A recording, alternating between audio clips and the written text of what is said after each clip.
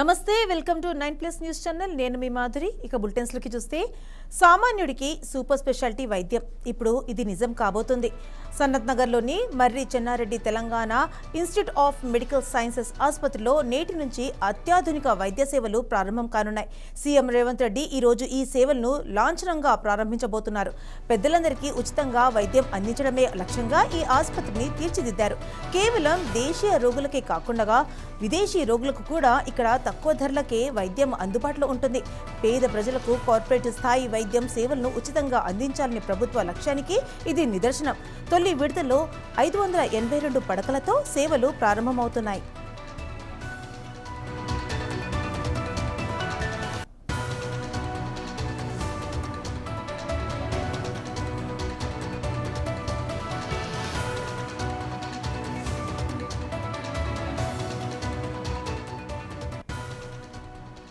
ఈ టిమ్స్ ఆసుపత్రిలో 37 super speciality విభాగాలు ఉన్నాయి గుండె సంబంధిత తీవ్ర వ్యాధులకు క్లిష్టమైన శస్త్రచికిత్సలను ప్రత్యేక కార్డియాక్ థోరియాసిస్ సైన్సెస్ విభాగాన్ని ఏర్పాటు చేశారు కిడ్నీ లివర్ గుండె వంటి కీలక అవయవ మార్పిడికి ప్రత్యేక విభాగాలు అందుబాటులో ఉన్నాయి మూత్రపిండాల వ్యాధుల చికిత్స పరిశోధనల కోసం నెఫ్రాలజీ యూరాలజీ ఎక్సలెన్స్ సెంటర్ను ఏర్పాటు చేశారు ప్రమాదాలు అత్యవసర వైద్య పరిస్థితుల్లో తక్షణ చికిత్స అందించేందుకు 24 గంటల ట్రోమా కేర్ సేవలు కూడా సిద్ధంగా ఉన్నాయి ఈ ఆసుపత్రిలో 300కు పైగా ఐసీయూ పడకలు ఉన్నాయి సంక్లిష్టమైన చికిత్సలు కీలక శస్త్రచికిత్సల కోసం 16 ఆధునాత ఆపరేషన్ థియేటర్లను అందుబాటులోకి తెచ్చారు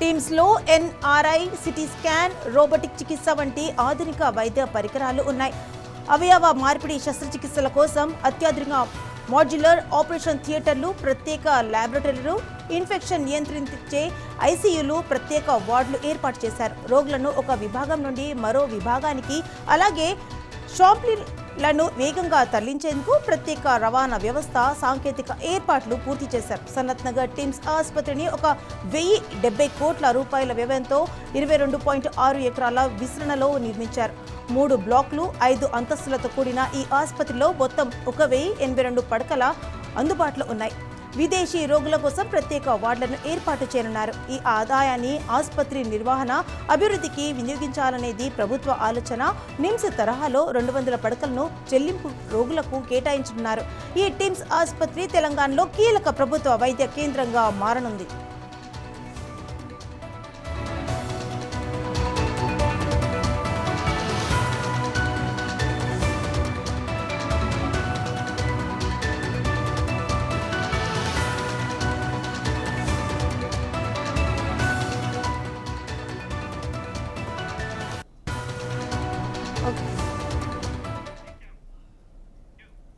దీనిపై మరింత సమాచారం మా ప్రతినిధి రాజు అందిస్తారు రాజు చెప్పండి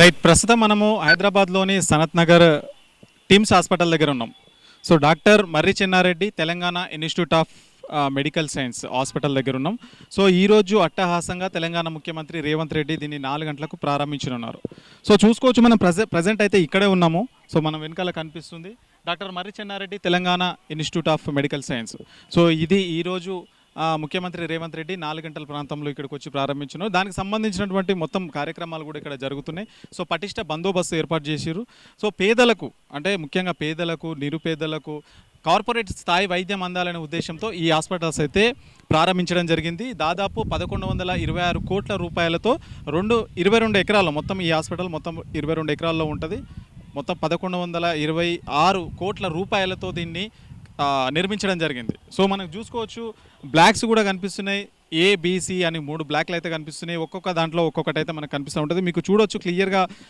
మీకు విజువల్స్లో కనిపిస్తూ ఉంటుంది ముందుగా ఏదైతే డాక్టర్ ఎంసీఆర్ టీమ్స్ అంటే doctor Marri Chennareddy Telangana institute of medical science సంబంధించినటువంటి హాస్పిటల్లో ఉన్నాం. సో మొదటి బ్లాక్ వచ్చేసి ఎమర్జెన్సీకి అయితే కేటాయించడం జరిగింది. రెండవది వచ్చేసి మనకు ఇన్ పేషెంట్స్ అవుట్ పేషెంట్స్ ఎవరైతే ఉంటారో వాళ్ళకి కేటాయించడం జరిగింది. దాని తర్వాత మూడవ బ్లాక్ ఏదైతే ఉందో దాన్ని అంటే విదేశాల నుంచి వచ్చే వారికి విదేశాల నుంచి అత్యాధునికంగా వైద్య సేవలు వినియోగించుకున్న వాళ్ళ కోసం అయితే కేటాయించడం జరిగింది. సో దీనికోసం ప్రభుత్వం దీన్ని ప్రతిష్టాత్మకంగా తీసుకుంది. హైదరాబాద్లో ఇప్పటికే ఇలాంటివి ఇంకా 2 చోట్ల అయితే ఏర్పాటు చేయడం జరిగింది. మనకు సికింద్రాబాద్లోని హల్వాల్ ప్రాంతంలో, అట్లాగే మనకు ఎల్బీ నగర్లో ఉన్నటువంటి కొత్తపేట ఏదైతే ఉంటుందో అక్కడ అయితే నిర్మిస్తున్నారు ఈ టీమ్స్కి సంబంధించిన హాస్పిటల్స్.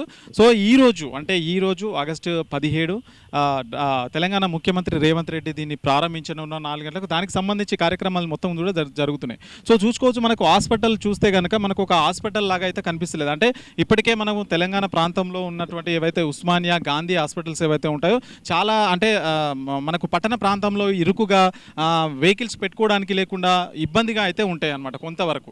సో ఆ క్రౌడ్ ఎక్కువ కావడం వల్ల ఇప్పుడు ప్రజెంట్ మనకి ఇక్కడ చూస్తున్నటువంటి హాస్పిటల్ ఏదైతే ఉందో చాలా విశాలంగా ఉంది. అంటే ఒక యూనివర్సిటీ టైప్లో ఒక మెడికల్ సంబంధించిన యూనివర్సిటీ పెద్దగా ఎట్లా ఉంటుందో అట్లా ఉందన్నమాట. అంటే ఎన్ని వెహికల్స్ వచ్చినా పెట్టుకోవడానికి ఫెసిలిటీస్ ఉన్నాయి, అధునాతన సౌకర్యాలు ఉన్నాయి. ఇక్కడ రోడ్లు చూసుకోవచ్చు, రోడ్లు చాలా బాగున్నాయి. అంటే మొత్తం ఒక దాదాపు నుంచి ఇది పూర్తి స్థాయిలో అందుబాటులోకి వస్తే కనుక ఒక 2000 నుంచి 3000 మంది ఒకటే రోజులో వైద్యం చేసుకొని వెళ్ళే విధంగా అయితే దీన్ని ఏర్పాటు చేస్తున్నారు. సో రోడ్డు కూడా చాలా కనెక్టివిటీ కనిపిస్తుంది. మనం చూడొచ్చు మెట్రో స్టేషన్ కూడా ఉంది. మనకు ఈఎస్ఐ సంబంధించినటువంటి మెట్రో స్టేషన్ మెయిన్ రోడ్ పక్కనే ఉంటుంది ఇది. సో పబ్లిక్ రావడానికి కూడా బస్సు సౌకర్యం ఉంటుంది, మెట్రో సౌకర్యం ఉంటుంది. సో చూడొచ్చు, రోడ్లు మొత్తం కూడా చాలా నీట్గా కనిపిస్తున్నాయి. ఒక మంచి వాతావరణం కనిపిస్తుంది. అంటే ఇందులోకి వచ్చిన పేషెంట్స్ ఎవరైతే ఉంటారో ఈ వాతావరణానికే దాదాపు వాళ్ళకు ఆ జబ్బు తగ్గిపోయే విధంగా ఒక పాజిటివ్ రెస్పాన్స్ అయితే వస్తుంది అనమాట. సో దానికి సంబంధించే ఈరోజు ప్రారంభం కానున్నది. దీన్ని మొత్తం కూడా 1126 కోట్ల రూపాయలతో దీన్ని నిర్మించారు. ఇట్లాంటివి ఇంకా 2 అయితే నిర్మిస్తున్నారు. మొత్తం ఈ క్యాంపస్ వచ్చేసి 22 ఎకరాలు అంటే సుమారుగా 22 ఎకరాల్లో నిర్మిస్తున్నారు. మనకు ఎదురుగా కనిపిస్తున్నటువంటిది ఏదైతే అడ్మినిస్ట్రేటివ్ బ్లాక్ అదే అక్కడ ఆ 2 బ్లాక్స్ ఏవైతే ఉన్నాయో అడ్మినిస్ట్రేషన్కి సంబంధించినటువంటి డాక్టర్స్ కానీ నిర్వహణ సిబ్బంది అక్కడి నుంచి అయితే మొత్తం సాగుతుంది. ఇక్కడ దీని పక్కన ఎమర్జెన్సీ ఉంది, దాని పక్కన మనకు ఇన్ పేషెంట్ అవుట్ పేషెంట్ ఏవైతే ఉంటాయో అవైతే కనిపిస్తూ ఉంటాయి. సో మొత్తము ఈ హాస్పిటల్ అంటే ఇందులో చాలా రకాలైనటువంటి మెరుగైన అంటే పేదలకు ఒక కార్పొరేట్ స్థాయిలో వైద్యం అందించాలని చెప్పేసి తెలంగాణ ప్రభుత్వం అయితే దీన్ని తీసుకురావడం జరిగింది. మొత్తం తొలి దశలో అంటే ఇప్పుడు ఫస్ట్ స్టార్టింగ్లో 582 పడకలతో వైద్య సేవలు అయితే ప్రారంభంగా ఉన్నాయి. దీని మొత్తం సామర్థ్యం వచ్చేసి చూసుకుంటే సుమారు 1000 పడకలు అనమాట. అంటే 1000 బెడ్స్ అయితే ఉంటాయి. ఏకకాలంలో 1000 మంది ఇక్కడ చికిత్స తీసుకునే విధంగా తీసుకురావడం జరిగింది. అట్లాగే తొలిసారిగా విదేశీ రోగుల కోసం ప్రత్యేక వార్డులు కూడా ఇక్కడ ఏర్పాటు చేయడం జరిగింది. ప్రైవేట్ ఆసుపత్రులతో పోలిస్తే ఇక్కడ చాలా ఖర్చు తక్కువ ఉంటుంది. అంటే పేదలకు ఏదైతే ఉంటుందో ఆరోగ్యశ్రీకి సంబంధించినటువంటి ఉంటుంది తక్కువ ఖర్చు అనమాట. ఇక్కడ జనరల్గా ఇప్పుడు కార్పొరేట్ హాస్పిటల్స్ ఏవైతే ఉంటాయో మనకు పెద్ద ఎత్తున మనకు ఖర్చు అయితే ఉంటుంది. కానీ ఇక్కడ అట్లా ఉండదు.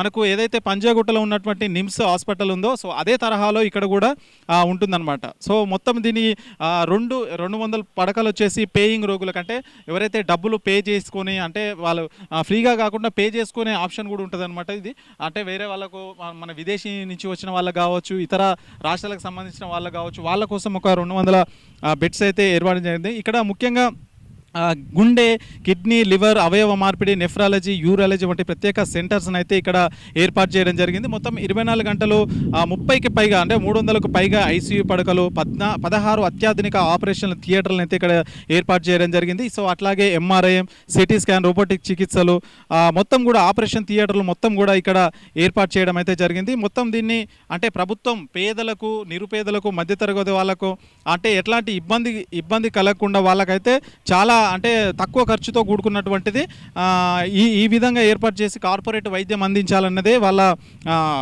ముఖ్య ఉద్దేశం అని చెప్పేసి ఇప్పటికే ప్రభుత్వం అయితే చెప్పింది. సో ఈరోజు అంటే ఇందులో మొత్తం 37 డిపార్ట్మెంట్స్ అయితే ఉంటాయన్నమాట. 37 డిపార్ట్మెంట్స్లో ఈరోజు మనకు 28కి పైగా డిపార్ట్మెంట్స్లో ఈరోజు అయితే ఓపెనింగ్ అయితే చేయబోతున్నారు. దానికి సంబంధించే కార్యక్రమాలు మొత్తం కూడా ముమ్మరం చేస్తున్నారు. సో సీఎం రేవంత్ రెడ్డి కార్యక్రమం కూడా ఇక్కడ అట్టహాసంగా జరుపుతారు. మొత్తం ఇది అందుబాటులోకి వచ్చిన తర్వాత పేద ప్రజలకు ఇక్కడ తెలంగాణలో ఉన్నటువంటి పేద ప్రజలకే కాకుండా చుట్టుపక్కల జిల్లాల నుంచి వాళ్ళు కానీ పెద్ద ఎత్తున ఇక్కడికి వచ్చి వైద్య సేవలు వినియోగించుకునే అవకాశం అయితే ఉంటుందని చెప్పడం జరిగింది.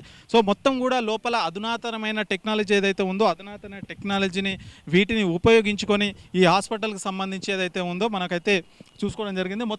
మొత్తం ఒక క్యాంపస్ తరహాలో మనకైతే కనిపిస్తుంది. అత్యాధునికంగా రోడ్లు వేయడం, ఎంతమంది వచ్చినా ఇక్కడికి అంటే ఎంతమంది పేషెంట్స్ వచ్చినా కానీ వాళ్ళకి ఎలాంటి ఇబ్బందులు కలగకుండా బండి పార్కింగ్ పెట్టుకోవడం కావచ్చు, లేదంటే ఇంకా వాళ్ళు వెయిట్ చేయడానికి స్థలాలు కావచ్చు, వాష్రూమ్స్ కావచ్చు, ఒక కార్పొరేట్ స్టైల్లో అంటే కార్పొరేట్ ధీటుగా అంటే వాటిని తలదన్నేలా ఈ హాస్పిటల్స్ అయితే నిర్మించడం జరిగింది. ఈరోజు సాయంత్రం 4 గంటలకు తెలంగాణ ప్రజలకు అట్టహాసంగా అంకితం అయితే చేయబోతున్నట్లు ఇప్పటికే ప్రభుత్వ వర్గాలు తెలిపాయి. దీనికి సంబంధించి కార్యక్రమాలు అయితే ముమ్మరంగా జరుగుతున్నాయి. ఇప్పటికే అంటే